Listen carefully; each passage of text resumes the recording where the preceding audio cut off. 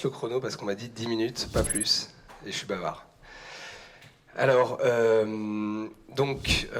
merci Pierre déjà pour l'intro. Interstice, on est un outil de travail collaboratif tout en un. L'idée, c'est, comme pas mal de nos camarades ici, de remplacer une dizaine d'outils qu'on utilise habituellement, que ce soit de la visio, du chat, de la tâche, du document, de la GED, de toute la bureautique, et de faire une UX vraiment simplifiée. Et je pense que c'est peut-être ça qui nous différencie un petit peu. Pour compléter, pour aller un petit peu dans le sens de ce que vient de dire Pierre, c'est-à-dire de bien identifier les usages, moi je voulais juste vous faire une petite présentation sur comment on articule une messagerie et une plateforme collaborative, à savoir que c'est aujourd'hui encore très largement des univers séparés. Le premier point, pour rejoindre Pierre, c'est d'identifier des usages. Qu'est-ce qu'on veut faire? Qu'est-ce que l'utilisateur veut faire? Est-ce qu'il veut communiquer en interne, en externe? Est-ce qu'il veut gérer des projets? Est-ce qu'il veut avoir un moment de travail intense mais court ou un moment de travail très long mais plus ponctuel? Est-ce qu'il a besoin de travailler autour de documents? Quel est le niveau de confidentialité dont il a besoin?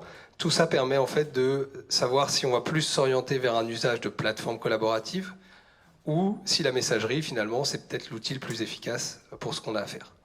Donc, premier point, vraiment, identifier les usages pour savoir vers quoi s'orienter.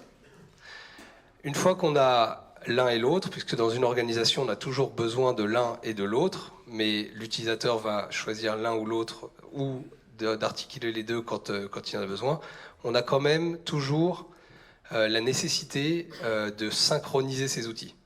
D'accord ?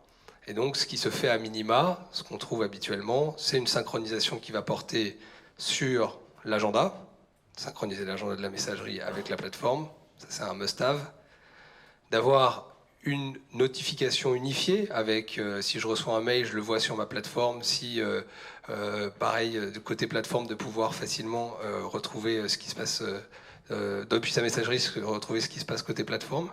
Et puis, la brique Active Directory, la brique annuaire, d'avoir un annuaire unifié entre les deux. Ça, c'est ce qu'on propose aujourd'hui et c'est ce que le marché propose. Et si on réfléchit bien, c'est à peu près aussi là où s'arrêtent la plupart des éditeurs, y compris les éditeurs américains, puisque la messagerie Outlook sur Office 365 est quand même relativement séparée du reste de la suite, de la bureautique, du Teams, du SharePoint. Et donc, ça c'est le niveau qu'on est censé au minimum avoir pour pouvoir proposer une articulation, on va dire, sommaire entre la messagerie et la plateforme collaborative. Alors, est-ce qu'on s'arrête là? Bien sûr que non. Du coup, l'idée, c'est de pouvoir aller plus loin en hybridant réellement les deux outils, qui sont deux outils de base d'un collaborateur, quel que soit son poste, et de l'hybrider pour créer des nouveaux parcours qui apportent une vraie valeur ajoutée aux utilisateurs. Il faut vraiment toujours penser l'utilisateur. Alors, je donne deux, trois exemples qui sont, à mon avis, des cas d'usage très intéressants, mais qui sont finalement aujourd'hui assez rares sur l'articulation plateforme et messagerie. Le premier, c'est d'avoir une recherche unifiée.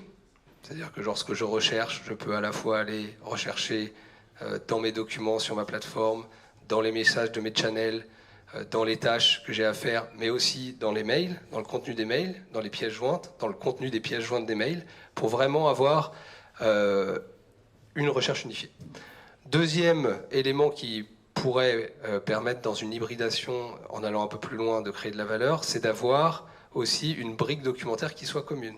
Je reçois un mail, ce mail, je le retrouve avec les pièces jointes, je le retrouve dans la messagerie, ça c'est ce qu'on sait tous faire, mais je le retrouverai aussi automatiquement dans mes documents sur ma plateforme collaborative, voire peut-être directement associé à la GED du projet sur lequel j'ai fléché le mail. Ça a deux intérêts évidents. Le premier, c'est que ça simplifie beaucoup le stockage, le versionning, de retrouver facilement ces documents. Le deuxième, c'est qu'on le stocke qu'une seule fois. Et donc en termes de Green IT, c'est aussi vraiment la possibilité de stocker une fois et de partager à l'infini.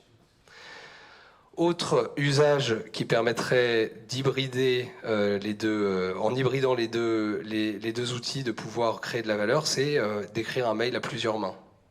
Aujourd'hui, l'essentiel des mails, quand vous voulez le faire relire par votre patron, c'est forward, et puis est-ce que j'ai des choses à rajouter?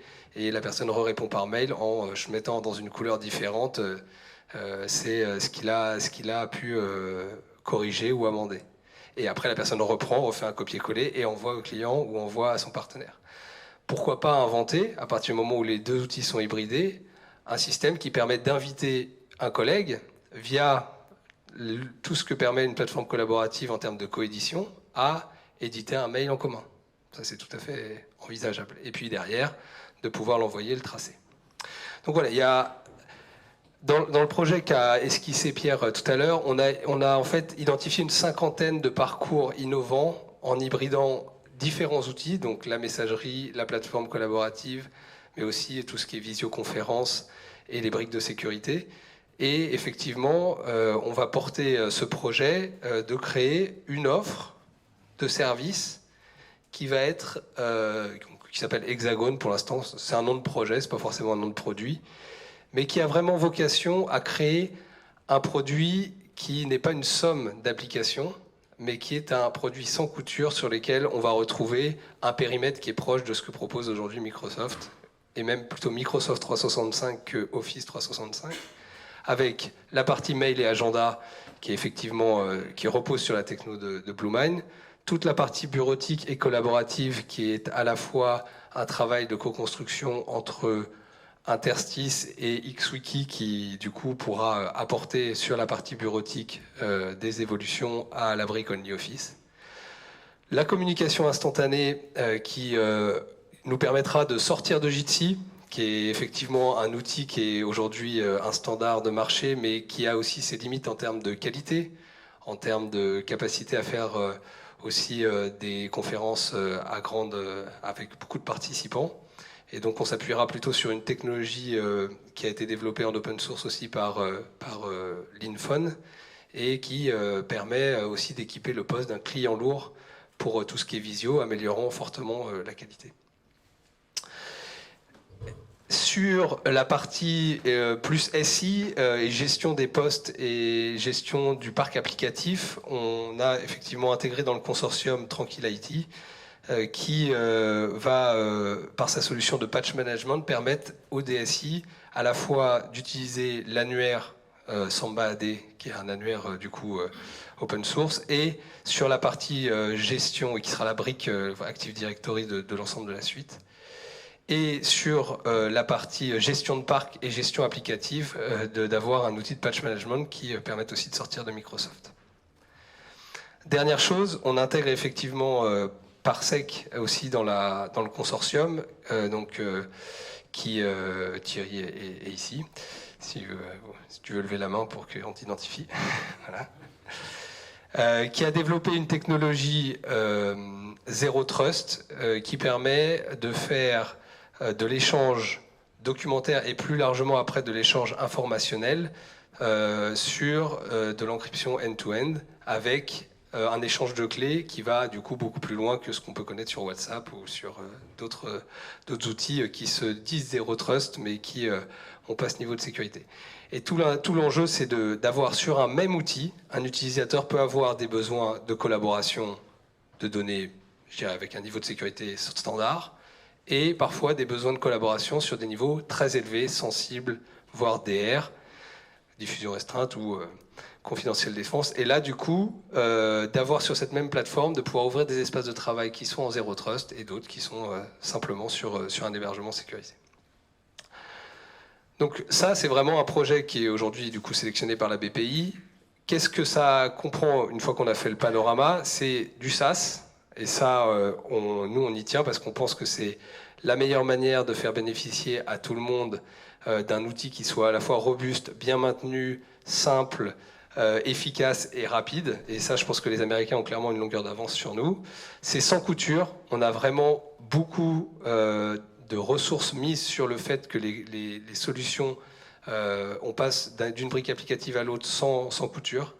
C'est sur un hébergement Secnum Cloud, c'est pour ça que 3DS Outscale fait partie aussi du consortium. En zéro trust pour les parties les plus sensibles, et on a aussi on va en faire une suite exemplaire. Donc sur la partie RGA, on a des exigences très hautes pour atteindre plus de 80% de compatibilité à la fin du projet. Et c'est fini. C'est fini. Juste, donc, c'est quoi les... C'est fini, mais... Ah, j'ai été bon. Hein. Donc, outils souverains, suite exemplaire et des technomatures et open source. Et donc, c'est vraiment l'occasion de réconcilier la messagerie et le collaboratif. Je vous remercie.